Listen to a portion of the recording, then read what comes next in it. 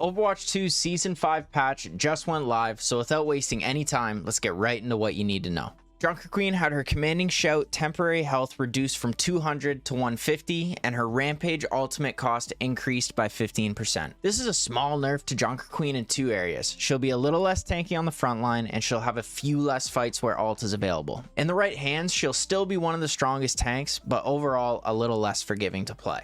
Roadhog got a buff to his Take a Breather ability. It now amplifies healing received by 50% for 2.5 seconds after finishing Take a Breather. And honestly, I think people are going to breeze past this change a little bit too fast. This is a massive buff. Road now has the effects of a friendly on nade, accompanied with the normal health gain and damage reduction on just an 8-second cooldown. I think we're going to get a much more Orisa effect with Hog now, where it feels like they just can't die. Only difference is he's much stronger threat up close when brawling. Expect to see Roadhog surviving a lot longer in your games. Cassidy is getting some major changes to his grenade, so gear up for this. Magnetic grenade no longer has a maximum projectile travel range of 10 meters. The projectile now magnetizes toward an enemy target from 1.5 meters away and chases them for up to 1 second. Impact damage increased from 0 to 10, explosion damage reduced from 120 to 70, so now the max damage only has a threshold of 80. Stuck targets now have their movement slowed by 30%, and stuck targets are now affected by a hindered status effect, interrupting and preventing movement abilities from being activated.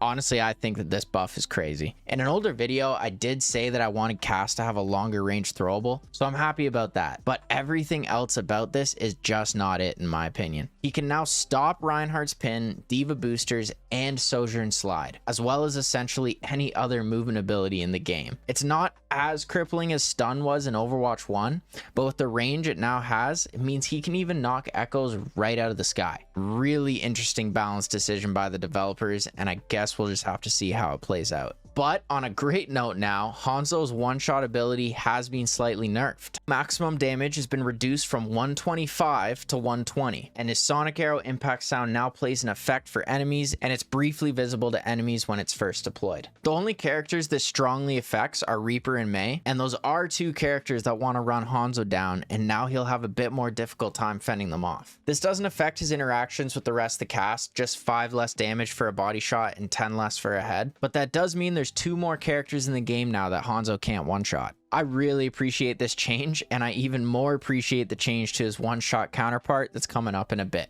Mei is receiving a very large change to the way her blaster functions. The damage per second has been reduced from 100 to 55. Primary fire slow is no longer always 40%, but now it scales from 30 to 50%. Primary fire impacts now build up to a slowing effect that sticks to the enemy target for 1.5 seconds and slows them down for 75%. And secondary fire impacts can detonate the new slow effect, dealing an additional 40 damage. For all my Mei players, I highly recommend you hop into practice range and test out how this functions first before hopping into rank games. But essentially, when the status effect gets applied, there will be a blue burst and the enemy feet will glow until you either hit them with a secondary fire or stop freezing for about a second. When the secondary fire hits them with the status effect on, they'll take the normal damage of an icicle plus a 40 damage on top of that. That extra burst of 40 damage will be extremely strong for the players who can consistently hit that follow-up shot. But for those who can't, I think this is probably a net nerf. This is one of those changes that polarizes the player base a bit, where power in her kit has been moved away from the free side and put into the skill side. However, I think we'll all equally dislike being slowed by 75%. I don't hate this change as of yet, but we'll see how it plays out. Moving on, Reaper and Moira have both caught a seemingly small but very meaningful nerf. Wraithform and Moira's Fade can no longer be activated while affected by mobility locking effects. So abilities like Magnetic Grenade, Junkrat's Trap, or Zarya's Grab, you can't briefly protect yourself anymore. And I like this change, simply just for the fact that it'll be less confusing now what each of them can and can't get out of. This change has been creeping up slowly as certain abilities have suppressed them more and more through patches over the years, until now they've just made it a consistent everything.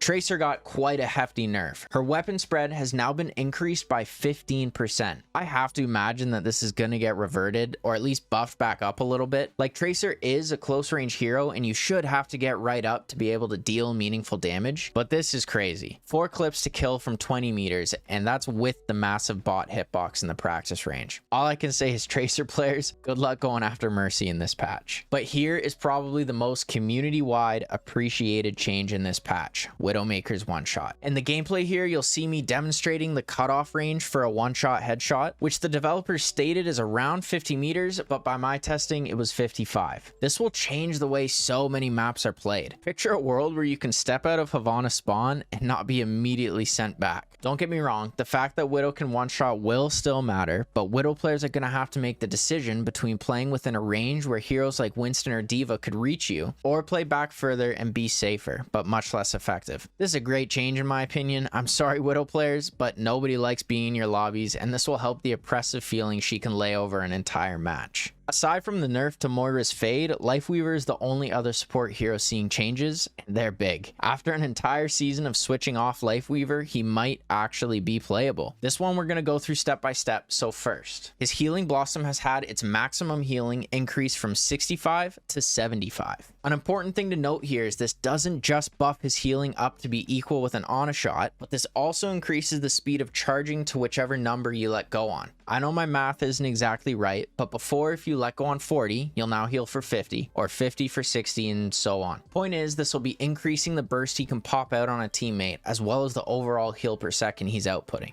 Thorn Volley has had his damage per projectile increased from 5 to 6, and projectile radius increased from 0.1 to 0.125, as well as the ammo increased from 60 to 70. In Season 4, a 100% accurate Lifeweaver clip did about 300 damage, but now he can output 420 damage and reload less. This doesn't change how abysmally slow swapping between damage and healing is, but within each form, he's slightly more powerful, and increasing his projectile by 25% will make him a bit more effective from range and just slightly easier to hit shots overall. This is a really strong buff in my opinion. I played quite a number of Lifeweaver games today, and I can tell you his Needler feels a lot stronger with these changes. Up next, his pedal platform walkable area has increased by 15%, and the area to trigger lift now shrinks from a radius of 2 to 0.75 meters after the initial placement. This is a great quality of life change that actually buffs the platform by quite a lot. One of the most frustrating things about playing as Lifeweaver or with Lifeweaver is accidentally triggering the platform by just grazing the side of your foot across it. But now you got to be much more intentional on activation, which means far less platforms are going to be wasted. But here's the crazy one. Life Grip's cooldown has been reduced from 20 to 16 seconds, and it now heals the target ally for 50 health. Another strong buff to Lifeweaver's kit. They really just took every part of it and just upped the numbers. 4 seconds shorter cooldown makes one of the strongest abilities in the game 20% more usable, and that 50 health will help save targets if they're in danger when the immunity ends. But finally, they did increase his ultimate cost by 8%, but considering you heal and damage more, you should actually still be getting Tree of Life more frequently than before. I really like these Lifeweaver changes, I'm not gonna lie. I enjoy playing this hero a ton, but Season 4 he felt borderline unplayable. I think now he'll have a much stronger effect on the game. Honestly, I put off making an early guide for Weaver because I just thought he was too weak and I didn't want to throw my ranked games, but now I'll be putting much more time into him this season, so check back for a mastery guide down the road. Hey, let me know in the comments if you've had a chance to play with these changes yourself, and be sure to catch me over on Twitch where I stream Tuesdays and Thursdays playing games like Overwatch, Apex, and other stuff like Stardew Valley.